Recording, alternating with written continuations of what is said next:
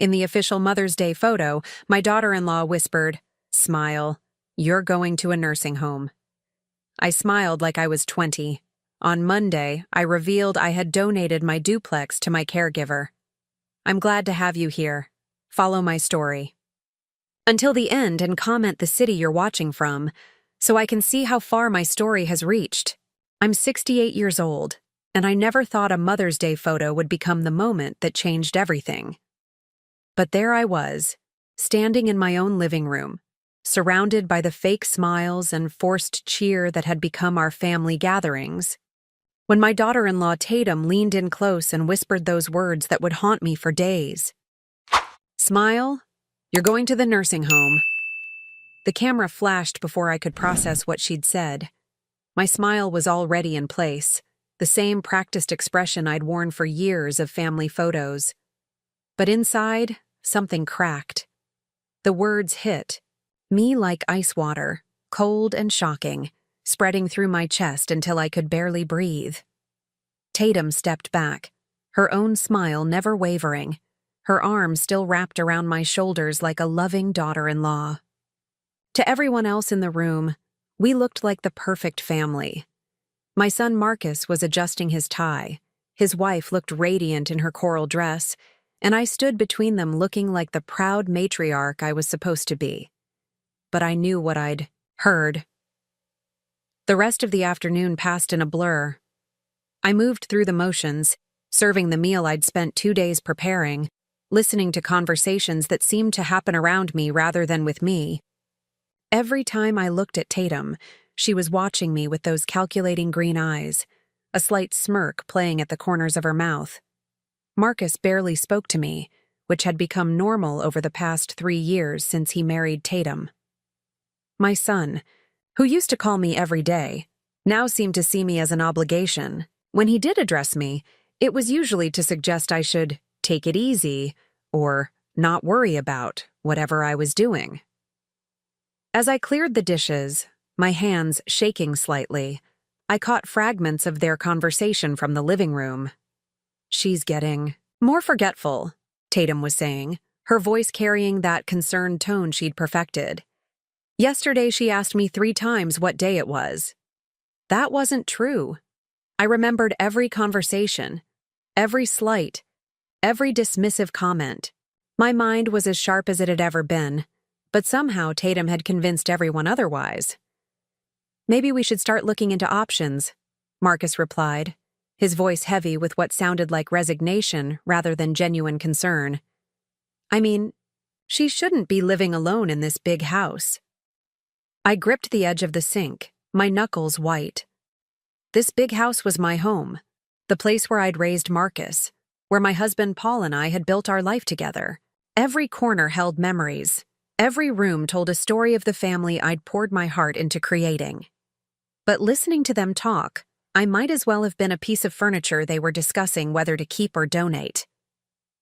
The conversation continued, and I learned more than I ever wanted to know. They'd apparently been discussing this for months. Tatum had already researched facilities. They were worried about the burden I was becoming, about how my declining health was affecting their lives. My declining health. I played tennis twice a week, volunteered at the library, and could still remember every birthday, anniversary, and important date in our family's history. But somehow, in Tatum's version of reality, I was already 1 foot in the grave. After they left, I sat in my empty house, staring at the Mother's Day card Marcus had given me. "To the best mom in the world," it read in cheerful pink script. "Thank you for everything you've given us." The irony wasn't lost on me. I walked through my home that night, really looking at it for the first time in months. The duplex I'd worked so hard to maintain, with its gleaming hardwood floors and carefully tended garden. The family photos lining the hallway, showing happier times when Marcus still looked at me with love instead of obligation. The guest room where I'd hoped future grandchildren might stay, now gathering dust because Tatum had made it clear children weren't in their plans. I realized that somewhere along the way, I'd become invisible in my own life. But Tatum had made one crucial mistake in her whispered threat. She'd underestimated me. She saw a frail old woman who could be easily manipulated and discarded. She didn't see the woman who had raised a son alone after Paul's heart attack, who had built a life from nothing, who had survived losses that would have broken weaker people. That night, as I lay in bed staring at the ceiling, I made a decision. If they wanted to play games with my life, I would show them exactly what this old woman was capable of. But first, I needed to understand just how far their betrayal went. The next morning, I woke up with a clarity I hadn't felt in years. For too long, I'd been making excuses for Marcus's behavior, telling myself that marriage changes people, that Tatum just needed time to warm up to me.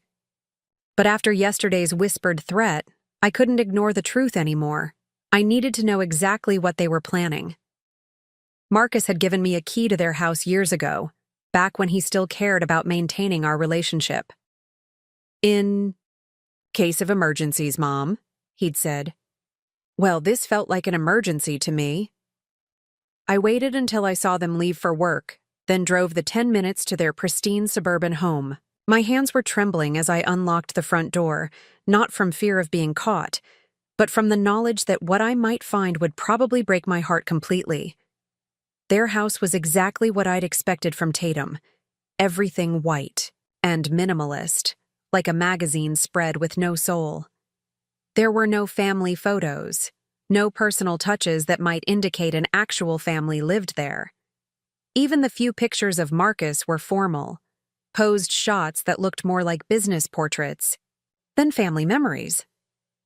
I started in Marcus's home office, looking through papers on his desk. What I found there made my stomach drop. Brochures for assisted living facilities, some with handwritten notes in Tatum's careful script. "Too expensive," she'd written on one. "No private rooms available," on another. On the third one, "Sunset." Manor, she'd circled the monthly rate and written, "Perfect basic care only. Basic care only." Like I was already dead and just needed a place to wait it out. But the worst part was finding the legal documents underneath. Papers from a lawyer about transferring property, guardianship rights, and something called estate planning for elderly family members. They'd already consulted an attorney about taking control of my assets. My hands shook as I photographed everything with my phone. Each document was another nail in the coffin of any remaining love I had for the son I'd raised. Found more evidence in their bedroom, a notebook in Tatum's nightstand where she'd been calculating numbers. My monthly expenses, the estimated value of my duplex, even projections for how long I might live, based on average life expectancy for women with her health conditions. Health conditions. I didn't have any health conditions beyond the normal, aches and pains of being 68. But the cruelest discovery was in that same notebook. Tatum had written out a timeline. Phase 1, establish mental decline concerns. Phase 2, discuss safety issues with Marcus. Phase 3, present nursing home as only option. Phase 4, sell property and liquidate assets. She'd been planning this for over a year. I sat on their expensive white couch, staring at the evidence of their betrayal, and felt something I hadn't experienced in years. Not sadness, not hurt. Those emotions were too small for what I was feeling. This was rage, pure and focused, burning through me like fire. They thought I was a foolish old woman who would just go quietly into whatever box they wanted to put me in. They thought I'd be grateful for their help in managing my declining years. They had no idea who they were dealing with. As I drove home, my mind was already working. I thought about Rosa, my part-time caregiver who came by 3 times a week to help with cleaning and errands. Rosa, who actually listened when I spoke, who brought me homemade lumpia and told me stories about her family in the Philippines. Rosa, who treated me like a human being instead of a burden. That afternoon, when Rosa arrived for her usual Tuesday visit, I was ready. "Rosa," I said, watching her face carefully. Can I ask you something personal? She paused in her dusting, her kind brown eyes meeting mine with concern. Of course, Mrs. Janine. What is it? Are you happy working for me? I mean, really happy, or are you just being polite? The question seemed to surprise her. She sat down, her dust cloth, and sat in the chair across from me. Mrs. Janine, you are one of the kindest people I work for. You treat me like family, not like help. Why do you ask? I studied her face, looking for any sign of deception, but all I saw was genuine warmth. What would you say if I told you I might not be living here much longer? Her face fell. Are you moving? Are you sick? My son thinks I should be in a nursing home, I said quietly. Rosa's expression hardened in a way I'd never seen before. That boy doesn't know what he has, she said fiercely. You are strong. You are smart. You take better care of yourself than people half your age. Why would he want to put you away? Because his wife thinks I'm a burden. Rosa made a disgusted sound. That woman. She has ice in her veins. I see how she looks at you, like you're dirt under her shoes. It was validating to hear someone else say what I'd been feeling for years. Rosa, can I trust you with something important? Of course. I'm going to need your help with something that might change both our lives. Her eyes widened, but she nodded without hesitation. Whatever you need, Mrs. Janine. That night, I began planning my revenge. But it wouldn't be hasty or emotional. It would be calculated, thorough, and devastating. Marcus and Tatum thought they could manipulate a helpless old woman, but they were about to learn that I was far from helpless. And by the time I was done, they would understand exactly what they had lost. Over the next few days, I learned more about Rosa than I had in the 2 years she'd been helping me. We talked while she worked, and while I pretended to read or watch television. What I discovered broke my heart in the best possible way. Rosa had been a registered nurse in the Philippines, working in a busy hospital in Manila. She'd left everything behind to come to America, not for herself, but for her 3 children. Her husband had died in a motorcycle accident when the youngest was only 5, leaving her with no choice but to find a way to provide for them alone. I clean houses now, she told me as she folded my laundry with the same care she'd once used to tend to patients. It's honest work, but it's not what I trained for. Every month, I send most of my money home so my children can stay in school. My oldest, Maria, she wants to be a doctor. My son, Carlos, he's good with computers. And little Anna, she's only 12, but she's so smart. Do you miss them? I asked, though the answer was obvious from the way her voice softened when she spoke. About them. Every day. I haven't seen them in 3 years. The plan was to bring them here once I got established. But everything cost so much more than I expected. She paused in her folding, her hand stilling on one of my sweaters. Sometimes I wonder if I made the right choice, leaving them with my sister. You did what any mother would do, I told her. You sacrificed for your children's future. That evening, after Rosa left, I sat at my kitchen table with a cup of tea and a legal pad, sketching out the bones of my plan. It was audacious, maybe even crazy, but it felt right in a way nothing had felt right in years. The next morning, I called my attorney, Harold Brennan. Harold and I went way back. He'd handled Paul's estate when he died, helped me with various legal matters over the years. More importantly, he was one of the few people who still treated me like I had a brain in my head. Janine, he said warmly when I walked into his office. What can I do for you today? I want to make some changes to my will, I said, settling into the familiar leather chair across from his desk. And I want to discuss transferring ownership of my property. Harold raised an eyebrows. That's a significant step. May I ask what's prompted this? I told him everything.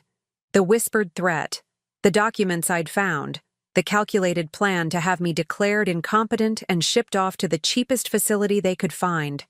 Harold's expression grew darker with each detail.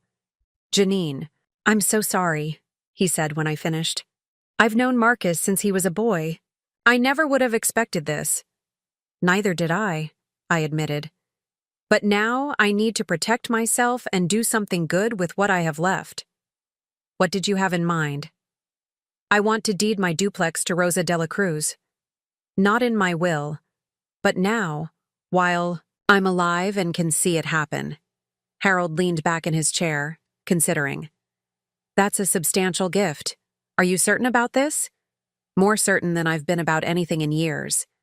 I pulled out a folder of papers I'd prepared. I've done my research. Rosa is a legal resident. She's been working steadily for 3 years, and she has excellent references from all her employers.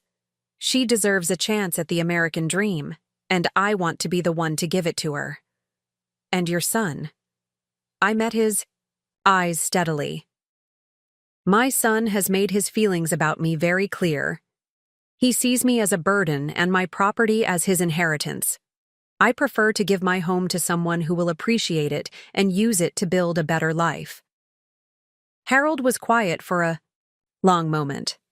This will devastate Marcus when he finds out. Good, I said, and I meant it. Maybe it will teach him something about taking people for granted. We spent the next hour going over the legal details. Harold explained that I could transfer the property immediately through a quit-claim deed, but that we should also set up some protections to ensure Marcus couldn't challenge my competency after the fact. We'll need to document your mental state thoroughly, Harold said.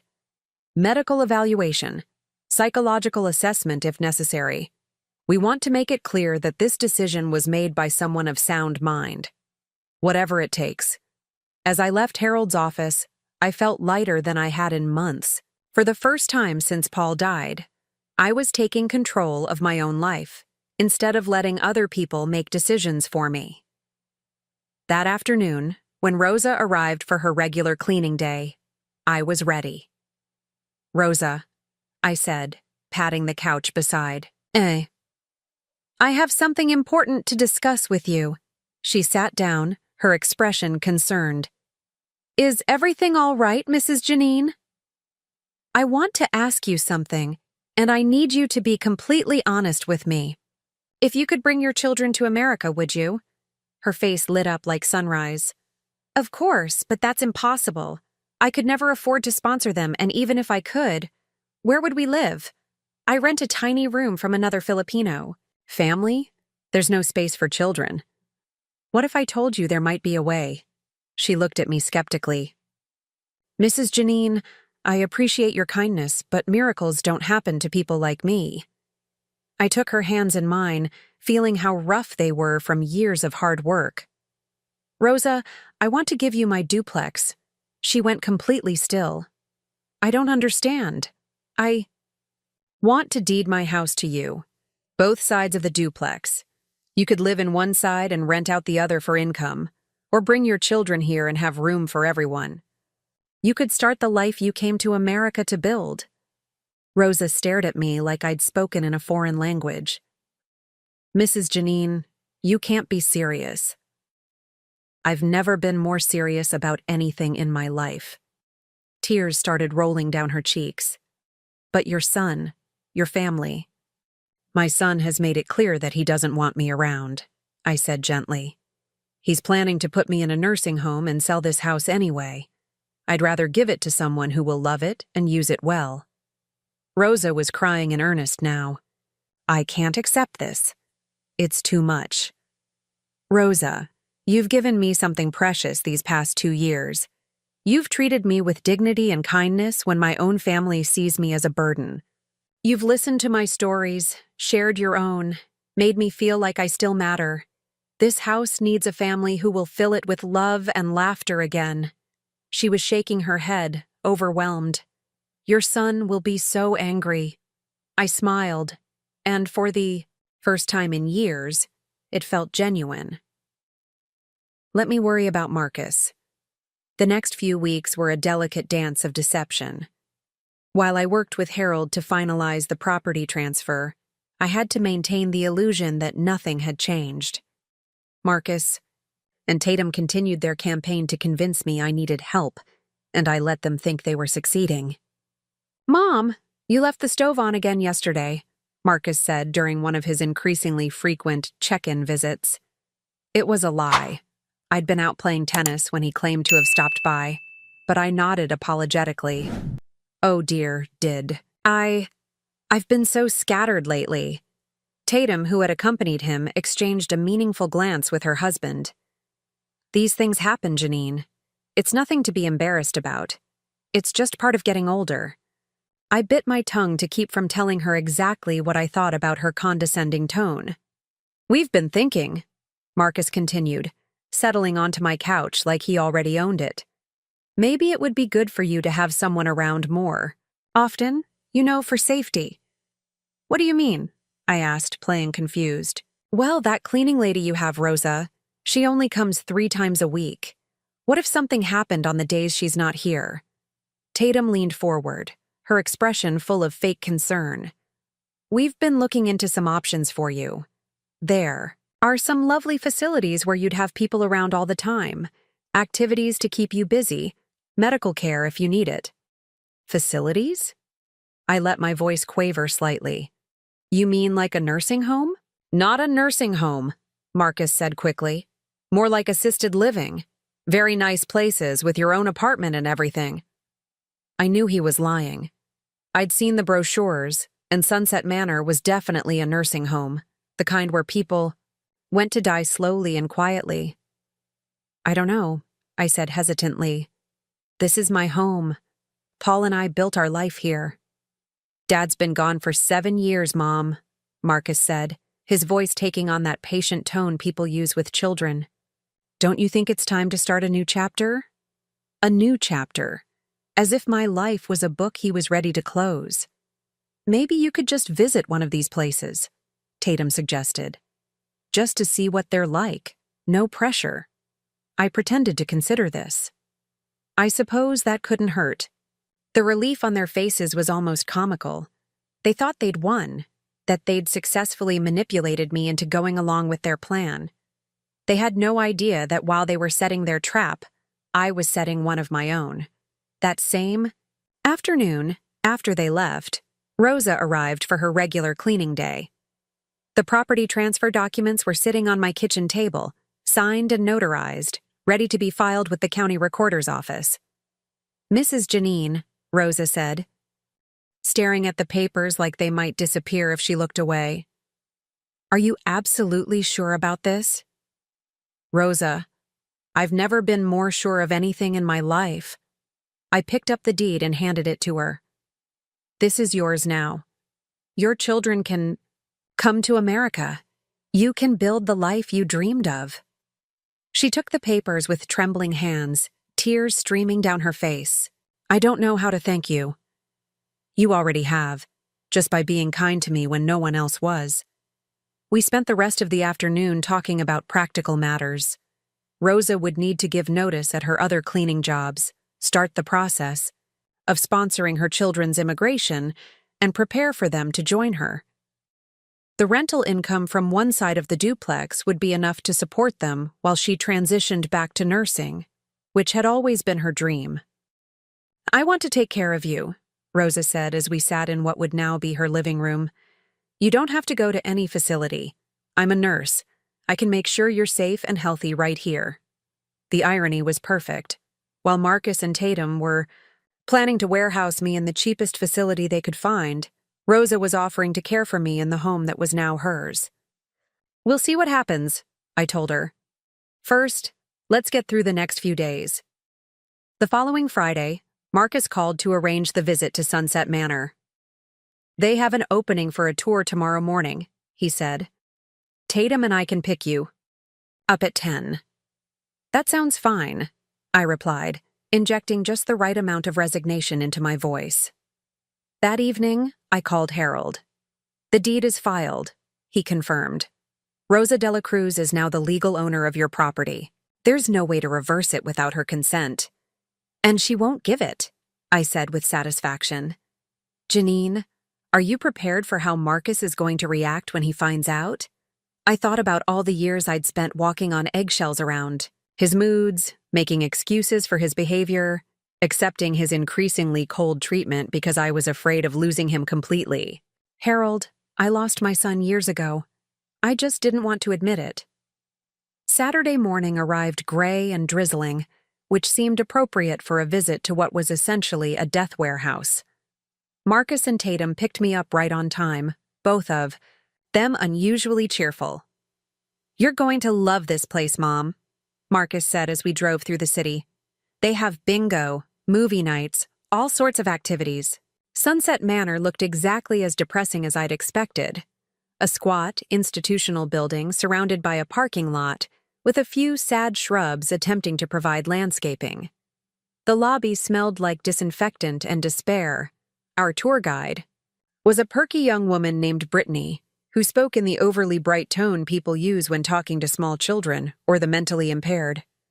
She showed us the common areas, a dining room full of residents staring blankly at their meals, a recreation room where a few people dozed in wheelchairs while a television blared, and finally, a typical resident room. It was tiny, barely large enough for a bed, a dresser, and a small chair. One small window looked out on the parking lot. This was where they wanted to put me to die. "The monthly fee covers everything," Brittany chirped. "Meals, basic medical care, activities, laundry service. It's really quite a bargain." A bargain. That's what my life had been reduced to in their minds. "What do you think, Mom?" Marcus asked, his arm around my shoulders in a gesture that might have looked affectionate to an observer, but felt like a cage to me. I looked around the sterile little room and smiled. "It's very nice," I said. "When could I move in?" The relief on their faces was almost insulting. They'd been so sure I'd put up a fight, make it difficult for them. They had no idea that their real difficulties were just beginning. Monday morning, I would reveal exactly what this bargain was going to cost them. Monday morning came with brilliant sunshine, which felt like a good omen. I woke up early, made myself a proper breakfast, and dressed in my best navy suit, the one I'd worn to Paul's funeral and other significant occasions. Today felt equally momentous. At exactly 9 o'clock, I called Marcus. "Mom?" He sounded surprised to hear from me so early. "Is everything okay?" "I need you and Tatum to come over this morning," I said, keeping my voice calm and measured. "There's something important we need to discuss about my living situation." I could practically hear him perking up through the phone. "Of course, Mom. We'll be right there."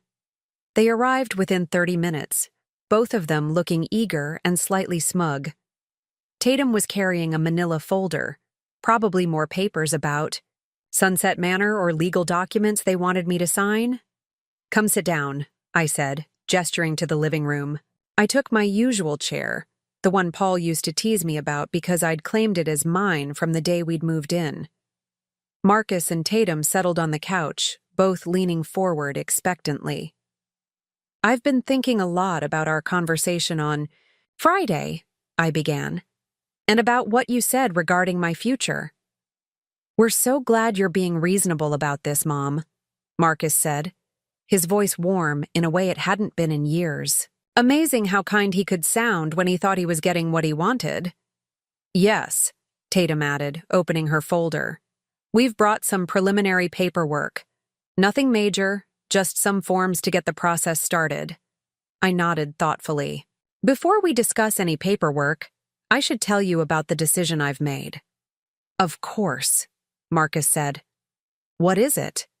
I took a deep breath, savoring this moment. "I've decided to deed my duplex to Rosa." The silence that followed was so complete, I could hear the grandfather clock ticking in the hallway. Marcus and Tatum stared at me like I'd spoken in ancient Greek. "I'm sorry," Tatum said finally, her voice tight. "Could you repeat that?" "I've given my house to Rosa de la Cruz. Both sides of the duplex.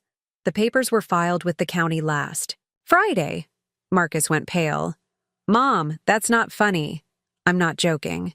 I reached into my purse and pulled out a copy of the filed deed, placing it on the coffee table between us. "Rosa is now the legal owner of this property."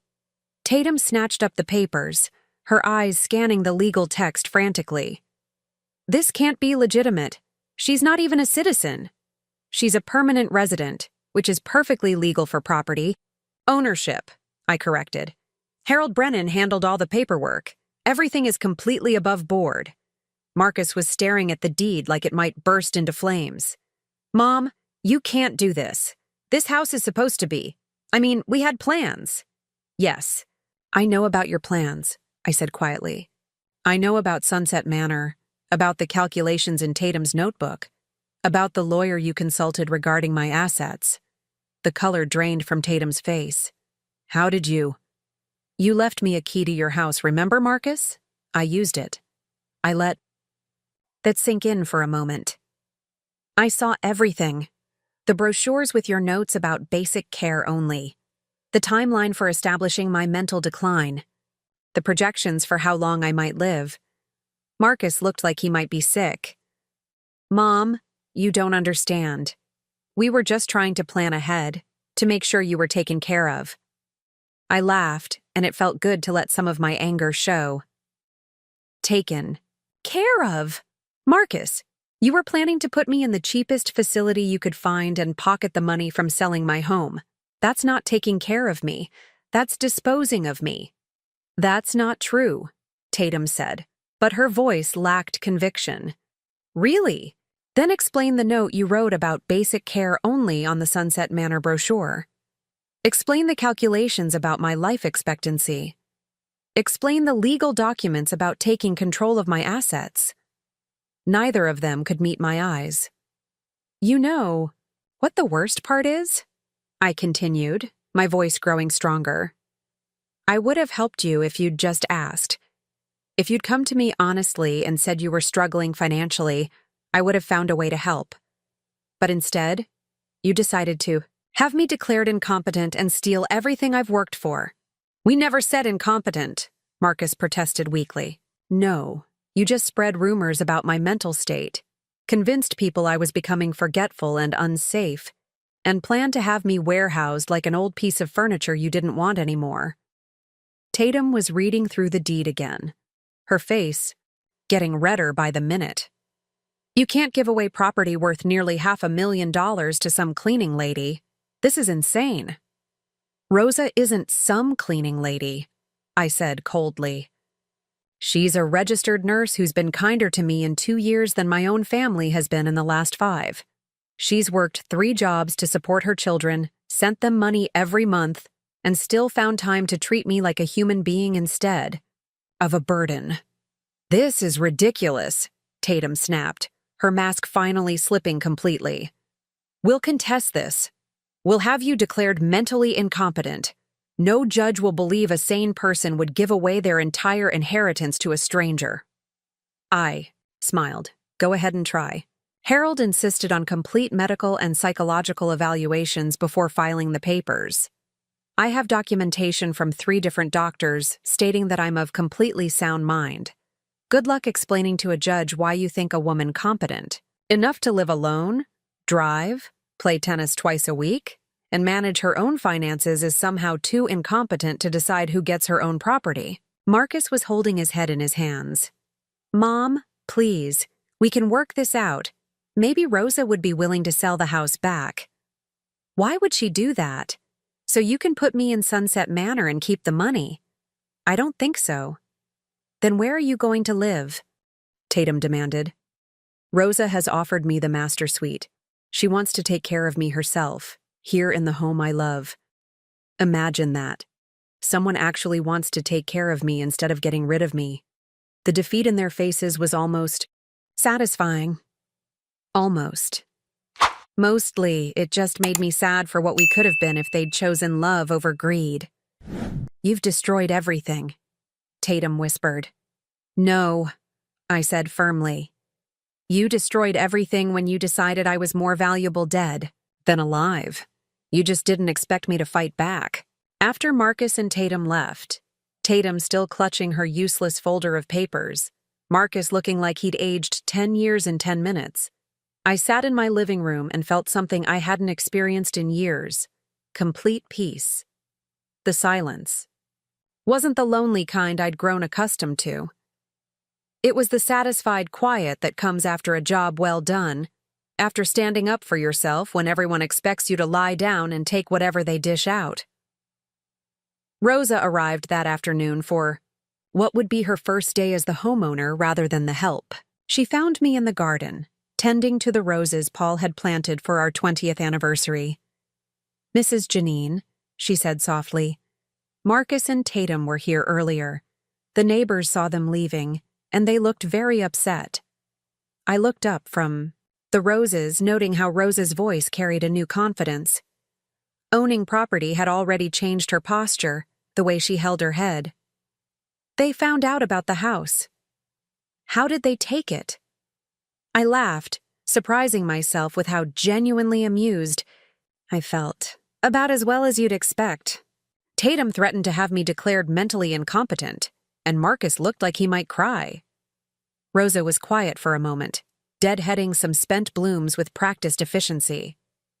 "Do you think they'll really try to fight it?" "They might try, but they won't succeed." Harold made sure of that. I stood up, brushing dirt from my hands. "Besides, what are they going to tell a judge? That I'm too mentally unstable to make my own decisions about my property, but perfectly stable enough to live alone without any supervision? Still, they must be very angry. I'm sure they are. But Rosa, anger is about all they have left now. They gambled that I'd be easy to manipulate, and they lost. Over the next few days, I learned just how thoroughly they'd lost.